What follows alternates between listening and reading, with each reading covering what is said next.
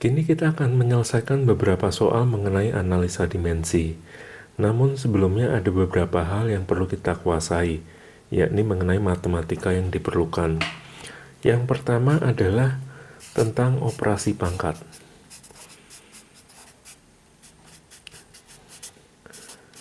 Jadi misalkan di sini kita punya sebuah persamaan, yakni misalkan 32 sama dengan 2 pangkat X.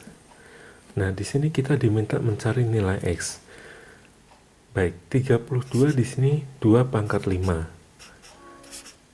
Nah, sama dengan 2 pangkat X. Berarti nilai X di sini adalah 5. Yang kedua adalah jika kita punya suatu perhitungan, misalkan 2 pangkat 3, kita kali dengan 2 pangkat 2.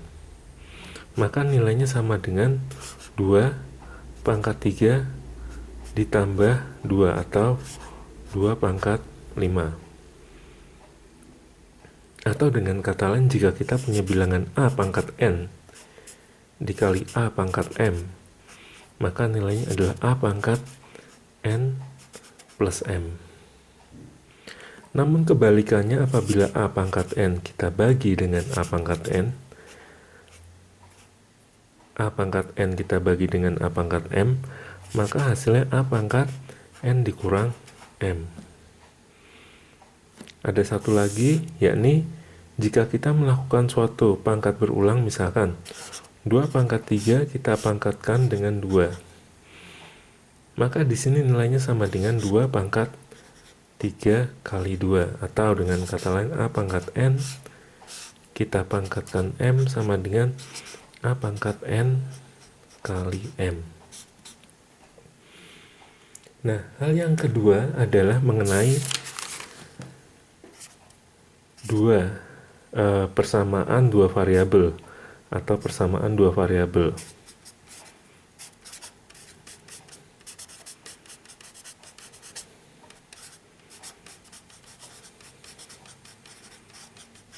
Jadi contohnya misalkan kita punya persamaan pertama 3x ditambah 2y sama dengan 5. Lalu persamaan yang kedua, x dikurang y misalkan 5. Nah, untuk menyelesaikan dua persamaan dua variabel ini, tentu kita diharapkan kita bisa menyelesaikannya misalkan dengan cara substitusi ataupun eliminasi. Di sini misalkan saya selesaikan dengan eliminasi. Jadi misalkan ini dikali 1, ini dikali 2. Jadi 3x ditambah 2y sama dengan 5, lalu 2x min 2y sama dengan 10. Kita jumlahkan supaya ini kecoret, maka 5x sama dengan 15, dan kita dapati x nya 15 kita bagi 5, yakni 3. Kemudian 2 dikali 3 dikurang 2 dikali y sama dengan 10, maka kita dapati bahwa nilai y sama dengan minus 2. Dan jika kita masukkan nilainya harus sama, yakni 3 dikurang min 2 di sini sama dengan 5. Nah, kedua hal ini, yakni operasi pangkat dan menyelesaikan dua persamaan dua variabel, harus benar-benar kita kuasai untuk kita bisa menyelesaikan soal-soal mengenai analisa dimensi. Baiklah, soal pertama mengenai analisa dimensi adalah mengenai benda yang dijatuhkan. Nah, dari apa yang dilakukan oleh Galileo menurut legenda, kita dapat mengatakan bahwa waktu jatuh misalkan dianggap dipengaruhi beberapa hal. Misalkan yang pertama massa benda, lalu yang kedua percepatan gravitasi, kemudian ketinggian benda. Nah, dengan menggunakan analisa dimensi,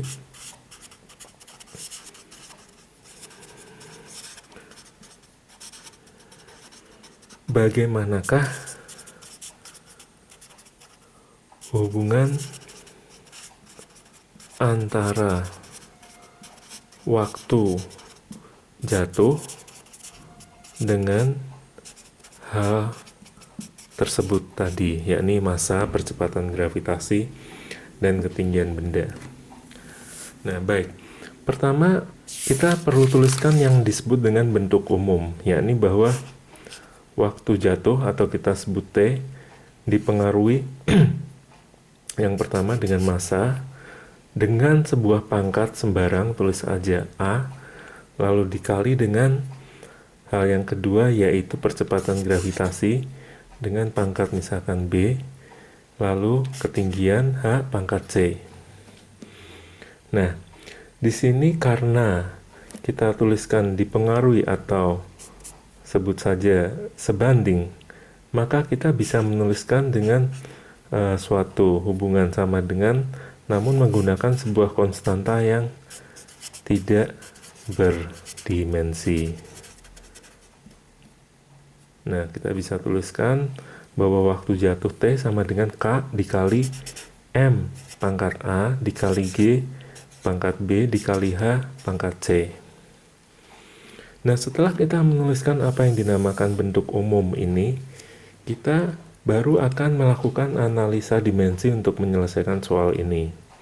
Baik, sekarang kita perhatikan ruas-ruas yang ada di persamaan ini. Pertama, ruas sebelah kiri, di mana di ruas sebelah kiri ini kita hanya memiliki T, yaitu waktu. Berarti dimensinya adalah T. Dan di sini pangkatnya adalah 1. Sementara di sebelah kanan kita akan melihat dimensi satu persatu dari setiap besaran ini. Yang pertama, K tidak berdimensi, kita tidak perlu memusingkan. Yang kedua adalah M, yakni massa. Lalu dipangkatkan A, kemudian G, percepatan gravitasi. Nah, di sini saya berikan bahwa satuan dari percepatan gravitasi yakni meter per detik kuadrat. Berarti dimensinya adalah satuan panjang L dibagi T kuadrat atau T pangkat min 2. Jadi, L T pangkat min 2 pangkat B. Lalu yang terakhir ketinggian. Ketinggian tentu kita tahu bahwa itu adalah suatu jarak dengan satuan meter, maka dimensinya adalah L pangkat C. Nah, sekarang kita tuliskan ulang dari apa yang ada di ruas sebelah kanan ini, yakni ada dimensi M, hanya M dengan pangkat A, lalu di sini ada L pangkat B, lalu ada T pangkat min 2B, lalu ada satu lagi L pangkat C. Nah, inilah gunanya yang pertama mengenai operasi pangkat, yakni lihat di sini ada L pangkat B dan L pangkat C, maka kita akan dapati L pangkat B plus C. Lalu T pangkat minus 2B. Nah, sekarang melihat yang di sebelah kiri sini. Di sini hanya ada satu dimensi, yakni T. Sementara di sebelah kanan ada dimensi panjang, ada dimensi massa.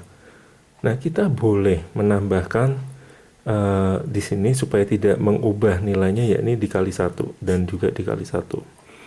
Maka saya boleh menuliskan bahwa 1 di sini kalau kita nyatakan sebagai dimensi panjang, dia harus dipangkatkan dengan 0. Dan juga sama jika kita menambahkan dimensi massa, dipangkatkan 0. Nah, penambahan dimensi ini agar kita nanti bisa melakukan suatu persamaan, yakni pertama ada M untuk di sebelah kiri dan kanan, di mana pangkatnya adalah yang di sebelah kiri 0, sementara yang di sebelah kanan adalah A. Nah, apabila kedua persamaan ini dihubungkan oleh sama dengan, maka pangkat-pangkat dari M ini haruslah sama, yakni dalam hal ini kita langsung mendapatkan nilainya bahwa A sama dengan 0. Lalu untuk dimensi yang kedua, yakni L, di sebelah kiri pangkatnya 0, lalu di sebelah kanan B plus C. Nah, kita masih belum bisa menyelesaikan persamaan ini, karena di sini kita masih hanya punya satu persamaan, yakni B plus C sama dengan 0, namun yang tidak diketahui ada dua, yakni B dan C. Kemudian yang terakhir adalah T, di mana pangkatnya adalah 1, dan di sebelah kanan minus 2B. Nah, kita lihat di sini, yakni nilai B-nya sama dengan min setengah. Baik. Jika kita sudah mendapatkan nilai B, maka menggunakan persamaan yang kedua tadi, kita akan mendapati bahwa C di sini sama dengan setengah. Nah, sekarang kalau kita sudah mendapatkan semua nilai-nilai pangkat ini, maka kita bisa menuliskan ulang bahwa T sama dengan K dikali M pangkat 0 dikali G pangkat minus setengah dikali H pangkat setengah. Nah, ada hal yang menarik di sini, yakni di sini pangkat untuk massa ini adalah 0 atau nilainya di sini sama dengan 1. Jadi dapat kita katakan bahwa waktu jatuh dari benda tersebut rupanya tidak dipengaruhi oleh massa. Di sini dengan catatan bahwa dianggap tidak ada gaya gesek yang diakibatkan oleh udara. Tentu kondisi ini amat diidealkan, sangat diidealkan. Nah, kita tuliskan kembali, yakni bahwa T di sini sama dengan K dikali 1 per akar G dikali akar H, atau T sama dengan K dikali akar H per G. Nah, jadi tujuan pertama dari analisa dimensi kita ini adalah untuk menghitung nilai-nilai dari pangkat yang tadi belum kita ketahui, yakni A, B, dan C. Namun, sebetulnya setelah kita mendapatkan nilai pangkat-pangkat tersebut, ada hal yang jauh lebih penting, yakni di mana kita harus mengerti makna dari apa yang kita dapatkan ini. Kita lihat yang pertama bahwa waktu tempuh di sini dipengaruhi oleh akar H. Apa artinya? Sekarang, kalau ada benda dijatuhkan dari ketinggian H dan sampai ke tanah dalam waktu T, nah, rupanya waktu tempuh itu dipengaruhi oleh akar dari H. Jadi untuk mendapatkan waktu tempuh yang nilainya sebesar 2 kali T, berapa ketinggiannya? Nah, di sini akan diperlukan ketinggian yang nilainya adalah 4 kali H. Baru benda tadi akan jatuh 2 kali, lamanya dari mula-mula. Jadi di sini hubungan antara waktu dengan ketinggian adalah akar. Jika ketinggian 4 kali, maka waktu yang dibutuhkan 2 kali. Yang kedua adalah mengenai bahwa waktu tempuh tadi berbanding terbalik dengan akar G. G di sini adalah percepatan gravitasi. Jadi kalau kita jatuhkan benda di tempat yang memiliki percepatan gravitasi yang besar, maka waktu jatuhnya akan lebih cepat, lebih kecil, lebih singkat dibandingkan jika kita jatuhkan benda tersebut di tempat yang memiliki percepatan gravitasi yang lebih kecil. Di sini kita bisa lihat misalkan yakni di bulan yang memiliki percepatan gravitasi sekitar 1/6 kali gravitasi di bumi. Nah, kita lihat gravitasi di bulan lebih kecil daripada di bumi. Maka sesuai dengan apa yang kita dapatkan ini, maka waktu jatuh di bulan akan lebih lama, lebih besar dari waktu jatuh di bumi. Jadi yang sebetulnya lebih penting adalah bahwa kita mengetahui hubungan dari waktu jatuh tadi dengan ketinggian dan percepatan gravitasi tersebut, yakni bahwa waktu jatuh sebanding dengan akar ketinggian benda mula-mula H dibagi dengan percepatan gravitasi G. Nah, ini adalah yang lebih bermakna ketika kita menyelesaikan soal menggunakan analisa dimensi.